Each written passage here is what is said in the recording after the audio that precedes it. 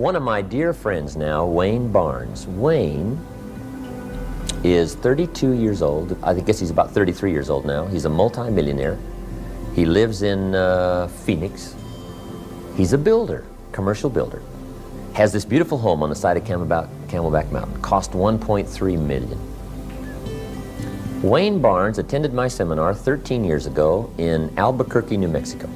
He was just a young kid, 20 years old, had just gotten married. He and Rosie come to the seminar.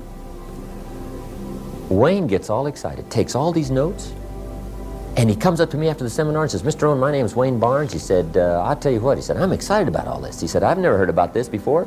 He said, I'm going to start setting my goals, changing my life, get my library started. I said, Wayne, nice to meet you. I hope you will. He said, I will. He said, by the way, where's your next seminar? I said, Denver. He said, I'll see you in Denver. Follows me to Denver, to the next seminar. He comes this time with his tape recorder, tapes it. That was back before we had the cassette tape program going. And took some more notes. Him and Rosie are there saying, this is really the greatest stuff. And he comes up to me and he says, remember me? I said, yeah, Wayne, I remember you. He said, this is great stuff. He said, I tell you what, he said, I'm going to get rich, change my life. I'm going to help a lot of people. And he's just bubbling and going. He said, where's your next seminar? I said, Phoenix. He said, I'll be there. He follows me to Phoenix. Sits there again, takes some more notes, this third seminar. Well, to make a long story short, Wayne Barnes is now a multi-millionaire. And he's done extremely well. And he's become one of my very, very dear friends. Wayne probably has one of the finest libraries in the world that I know of. Especially somebody that age, 33 years old. He got the book Think and Grow Rich. He got his journal started. I mean, he did everything, just followed everything. You know, you just, once in a while, find somebody that just does everything. That's what I did when I met Show. Tell me when to get up. Tell me when to go to bed. Right? Tell me what to do.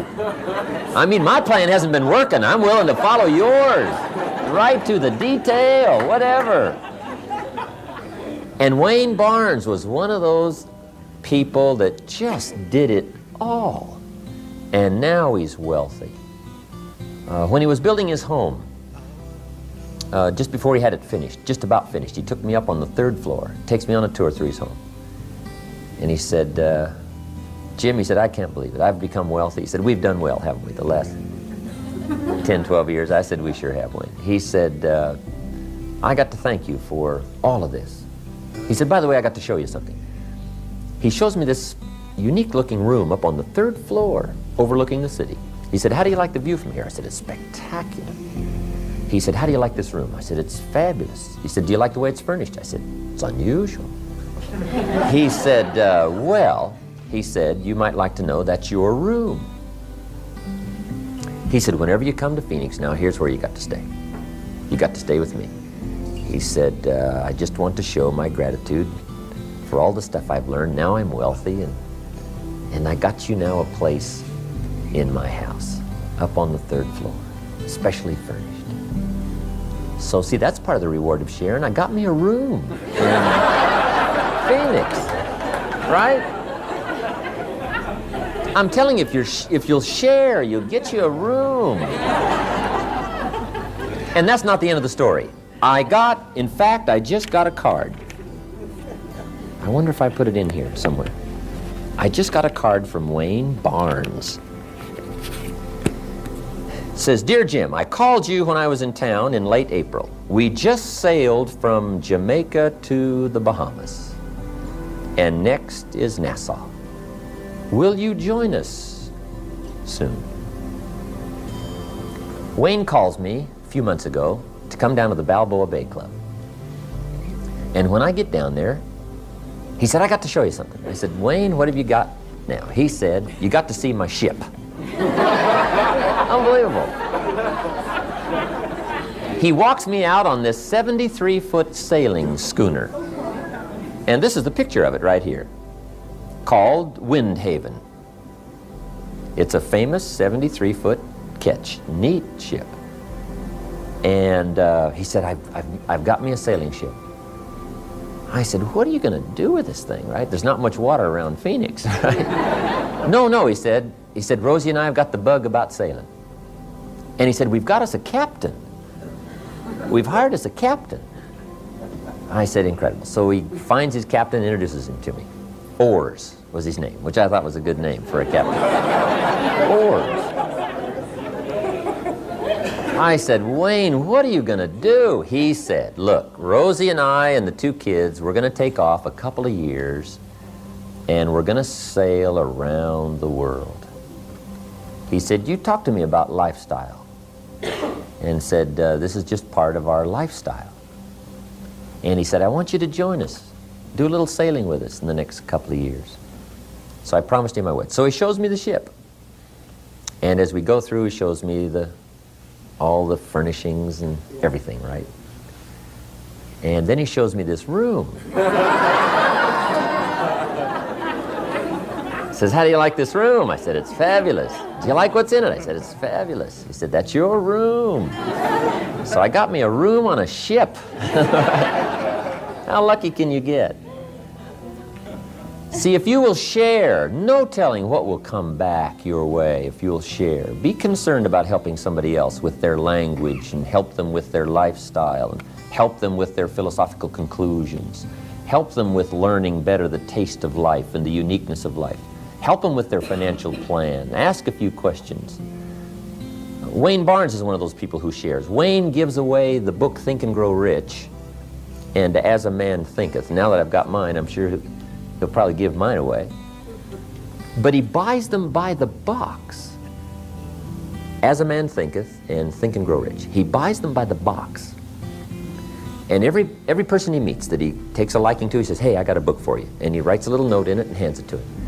And now there must be thousands of these books circulating around that Wayne Barnes has given away. Part of his way of just sharing, part of his way of passing along something that he's come into possession with that he thought was valuable. But see, that's what can happen to you if you share. If you share. What all of us want to do in consciousness and awareness is become bigger. Okay. This cup will not hold a gallon. Why? It's too small. What if you poured a gallon all around this cup? See, it still will only hold this much because it's too small. Now, see, some people are so small in their thinking and their awareness, you could pour happiness all around them. They're not going to get any. They're too little in their thinking and their awareness and their acceptance. It doesn't matter how much happiness is available. They're not going to get very much. And you're not going to get very much happiness out of the next experience if you don't grow, if you don't expand. And one of the best ways to expand in your consciousness is by sharing. Touch somebody else's life. Touch somebody else's experience. Give somebody else some information. Right? Pass along a book or a recommendation or, share what you've got. And sure enough, your capacity grows and grows and grows. Now when joy is passed out, you get 3 times as much as you used to. And somebody wonders, how come you're happier now this year than you were last year? And it's simply because you're growing. Happiness is always available, but you can only have what you can hold. Prosperity is always available, but you can only keep what you can hold. So what you want to do is create this capacity, this awareness, this growth experience, so that when joy and happiness and prosperity and unique things are passed out, you get to hold more. Now you must also understand that you can also hold more sadness. But sadness is a life experience. You can hold more disappointment, but disappointment is a life experience. But see, now with the depth of awareness and understanding, you hold it and it becomes not bitter, but it becomes commodity. It becomes experience. It becomes valuable. So that when you talk to the next person that's going through some difficult times, you can reach them with your experience because you've been there. You've tasted it. So we all want to grow in our awareness and taste and capacity.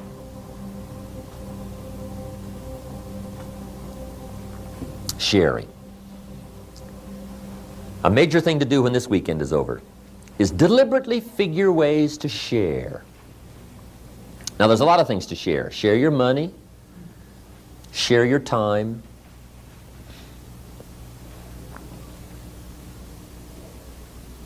Share your knowledge. Share your feelings. Don't be afraid to share those.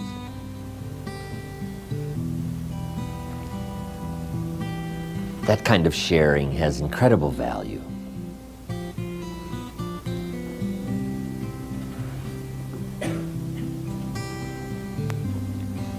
And people who share with us, see what great value that is. My daughters and I are very close. Linda's especially, she calls me just constantly.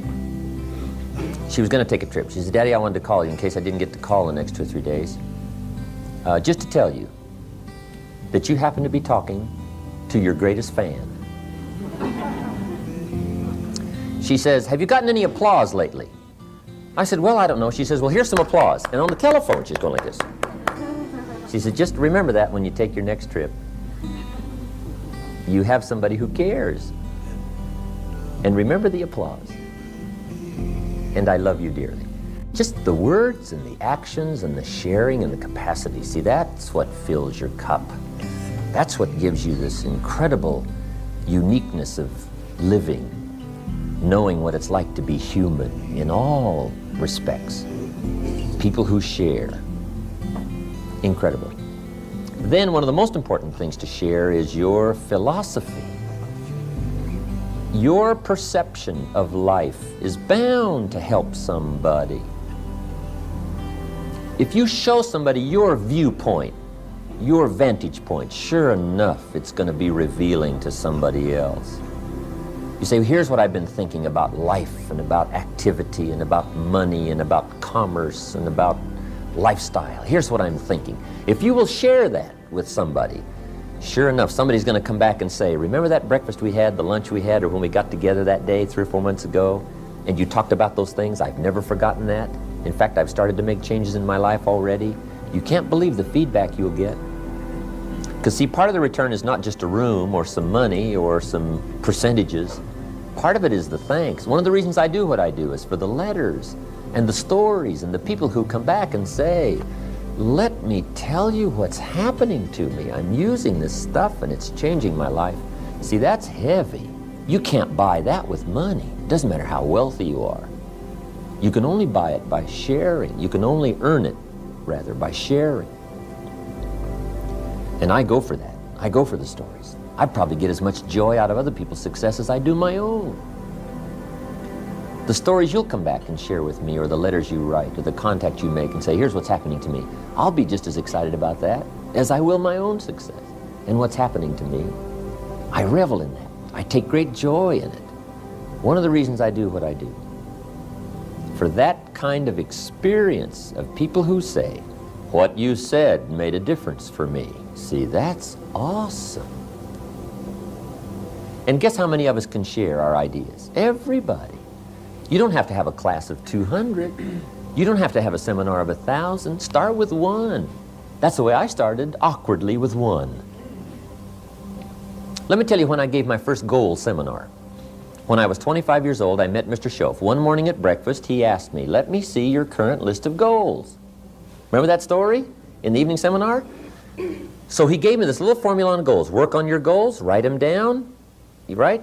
Consider the size and what kinds of goals so that they will affect you properly. He gave me this little goal formula that morning at breakfast. Guess when I shared it? At lunch. I got a hold of Charlie Garrett. I said, Charlie, let's have lunch. Charlie was a good friend of mine. We had a couple of projects going together. I said, Charlie, I've met this man. Let me tell you what's happening to me. He gave me this little formula for setting goals. I've never heard it before. I'm going to change my whole life. I get together with Charlie, and I show him all this. I said, Charlie, write this down, write this down, write this down. Let me show you what the man showed me. I said, I'm going to use it to change my life. And why don't we do it together? Let's do it together. You've been a clod just like me, right? As I recall now, that was my first attack, right? I said, hey, we've been poor together. We've been just, knocking around together. Now it's time, let's get rich together. Charlie said, wow, that looks interesting. That was really when I first shared it, was the day I heard it. I passed it along. It wasn't a seminar of 1,000 people. It was Charlie Garrett. And Charlie was a little startled by my enthusiasm and my excitement, but At least I shared it. So just share. You can't believe what will happen as far as your life and your lifestyle if you'll share. Okay. Here's the last subject under personal development.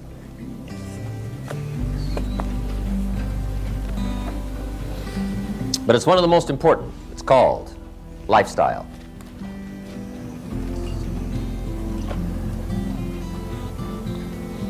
One of the major projects to work on is how to get joy from your substance.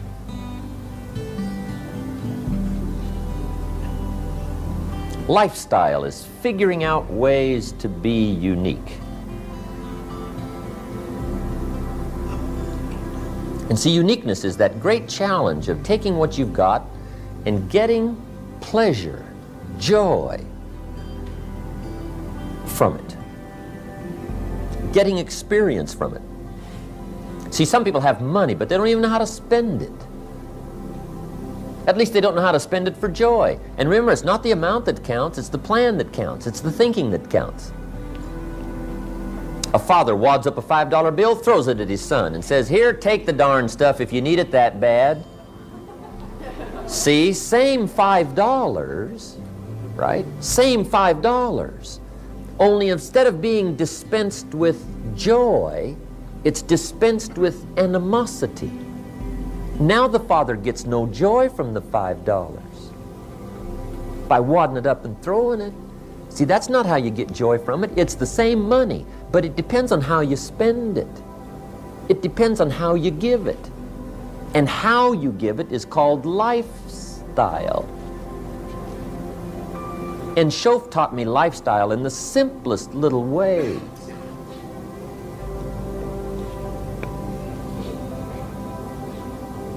Shof taught me how to be a two-quarter person. So I didn't understand what that meant. He said, well, let's say you're getting your shoes shined, and the shoe shining boy's done a great job. And he's whistled and talked and kept you entertained, and you look down, you got one of the world's great shines. So you reach in your pocket and you pay him. Now after you've paid him, you reach in your pocket and get a handful of change. And the thought occurs to you, shall I give him 1/4 or 2/4 for a tip for my fabulous shine? Shof said, here's lifestyle. If two amounts pop in your mind for giving, like 1/4 or 2/4, Shof said, always go for the higher amount. He said, become a 2/4 person.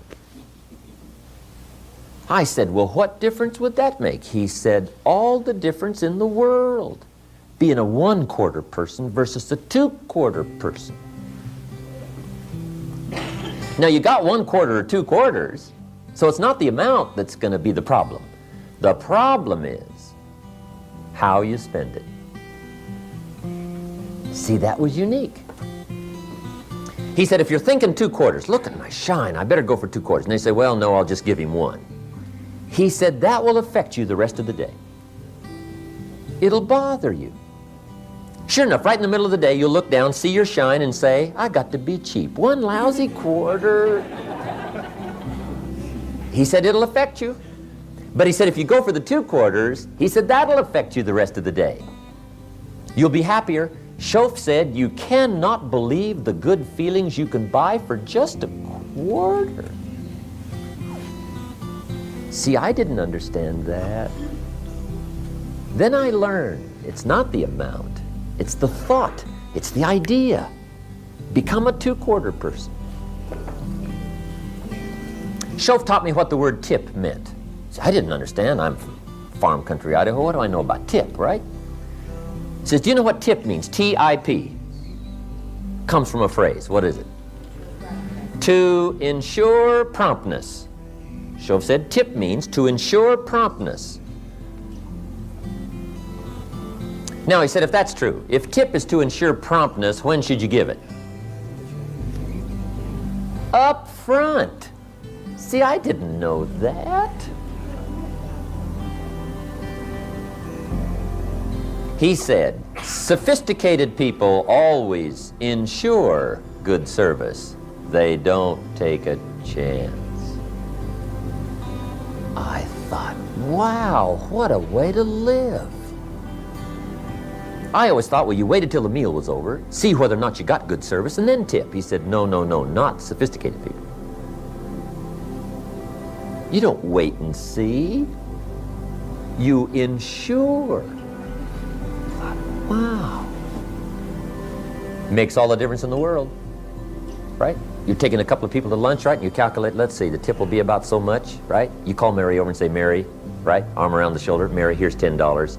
Would you take good care of me and my friends? You won't believe the service. They do what's known as hover. I mean, they hover right around your table. Otherwise, you can never find them. I mean, where's my waitress? Where's my waitress? All the difference in the world. Same money, see, but it's called giving it up front instead of behind. Now, it doesn't mean you can do it every time, but it means you just think of ways to be unique. Think of ways, right? It works wonders. I took a neat lady, oh, this has been a couple of years ago. We went to the Beverly Hilton Hotel to the Trader Vic's restaurant, close by where I used to live. And we're all excited, right? About going to Trader Vic's, Beverly Hills, nice place to entertain.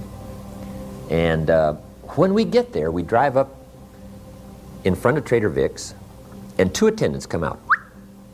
One opens one door, one opens the other door. And they let out my lady friend.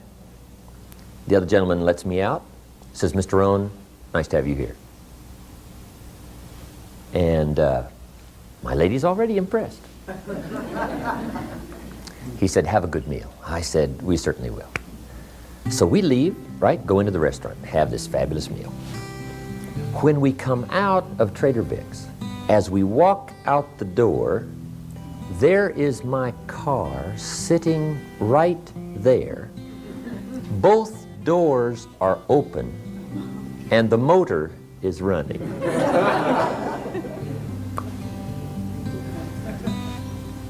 My lady can't believe. She said, I've never seen service like this. I said, hey, this is really great. So one attendant lets my lady friend in, right? On the other side, another one lets me in. They close the doors. Says, Mr. Rohn, it's been nice to have you here. Have a nice evening.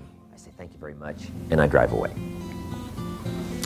When we get to about the first light down on Wilshire Boulevard, my lady friend looks over at me. She says, Jim, hold it just a minute. I said, what is it? She said, I just thought of something. I said, what's that? She said, you forgot to tip him at Trader Vic's. After all that service, you didn't give him any money. I said, hey, look, it'll be okay. She said, oh, no, we got to go back. We got to go back. Go back. I said, hey, take my word for it, it's okay. She said, no, we got to go back. I mean, we're not going any further. You got to, for that kind of service, you got to tip the money. And then I had to tell her that I made my first trip to Trader Vic's that morning.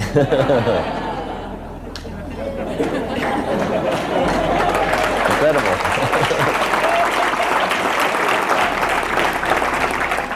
Lifestyle. Somebody once said, money takes no right out of the English language.